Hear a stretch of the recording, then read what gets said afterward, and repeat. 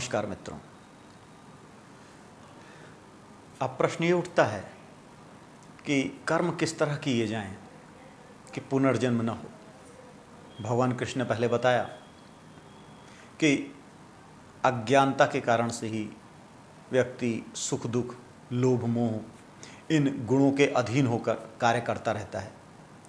जो व्यक्ति अच्छे कार्य करता है, सद्भावना से प्रेरित होकर कार्य करता है, तो उसके अच्छे परिणाम होते हैं जो उसे अगले जन्म के लिए प्रेरित करते हैं। इसी तरह जो दुर्भावना से प्रेरित होकर कार्य करता है, जिसके बुरे परिणाम होते हैं, वो भी अगले जन्म के लिए प्रेरित करते हैं।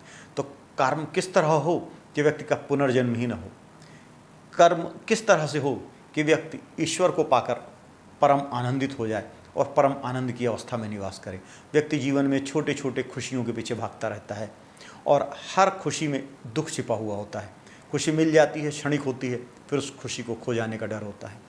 कभी खुशी नहीं भी मिलती है और इन छोटी छोटी खुशियों के पीछे भागता रहता है और जो आनंद, परम आनंद उसके पास है, वो छूट जाता है। कहते हैं कि चरण गंग को छाड़ पियासो दुर्मति कूप खनावै, अर्थात पास में गंगा जी बह रही हैं और जो मंदबुद्धि व्यक्ति है वो जो है कुआं खोदने में लगा हुआ है। इसी तरह से हमारा जीवन होता है कि हम छोटी छोटी खुशियों के पीछे भागते रहते हैं और जो अनंत आनंद स्वरूप परमात्मा है उससे हम दूर होते जाते हैं। परम आनंद स्वरूप परमात्मा की प्राप्ति कैसे हो, पुनर्जन्म से मुक्ति कैसे मिले, इसके लिए भगवान कृष्ण कहते हैं, जन्म कर्म च मे दिव्य एवं यो वेत्ति तत्वतः त्यक्त्वा देहम पुनर्जन्म नयति मामेति सो अर्जुन। हे अर्जुन, जो मेरे आविर्भाव को, मेरे जन्म को और कर्मों की दिव्य प्रकृति को जानता है, वो शरीर छोड़ने के बाद इस संसार में दोबारा नहीं आता। वीतराग भय क्रोधा मनमया मामुपाश्रिता बहवो ज्ञान तपसा पूता मद्भावमागता। आसक्ति, भय, क्रोध से मुक्त होकर, मुझ में पूर्णतया तन्मय होकर और मेरी शरण में आकर बहुत सारे व्यक्ति भूतकाल में मेरे इस ज्ञान से पवित्र हो चुके हैं। अर्थात अगर आपको जीवन में प्रभु को प्राप्त करना है या पुनर्जन्म से मुक्त होना है, तो सबसे पहले प्रभु की शरण में जाना है। वीत राग भय क्रोधा, जो भी हम कर्म करें वो न तो किसी के अच्छे करने के लिए करें, न तो किसी के बुरे करने के लिए करें, न तो उनमें कोई राग हो, न हो उनमें कोई द्वेष हो।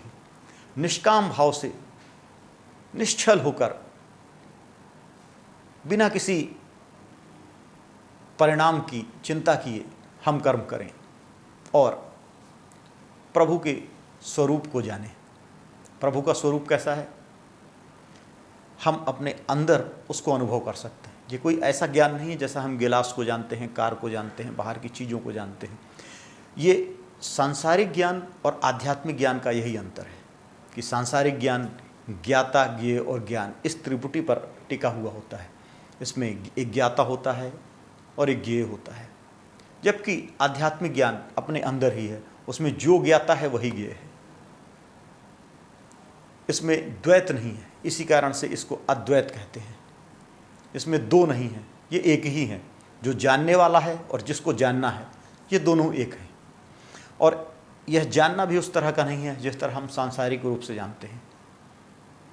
कोई भगवान को मंदिर में खोजता है, कोई मस्जिद में खोजता है, गुरुद्वारे में खोजता है, अलग अलग जगहों पे लोग भगवान को खोजते रहते हैं। मूर्तियों में भगवान को खोजते हैं, कुछ प्रकृति के अंदर खोजते हैं।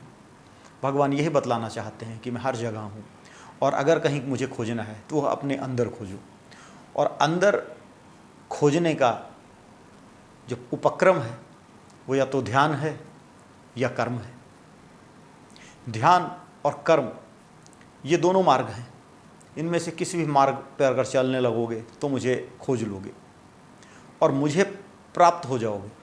और जब मुझे प्राप्त हो जाओगे तो फिर पुनर्जन्म खत्म हो जाएगा, क्योंकि जो भी कर्म आप किसी को अच्छा करने के लिए करते हो, किसी का बुरा करने के लिए करते हो, ये दोनों ही परिणाम उत्पन्न करते हैं।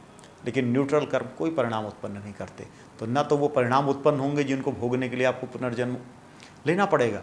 दूसरा, भगवान की शरण में जाने से व्यक्ति की चेतना पवित्र हो जाती है।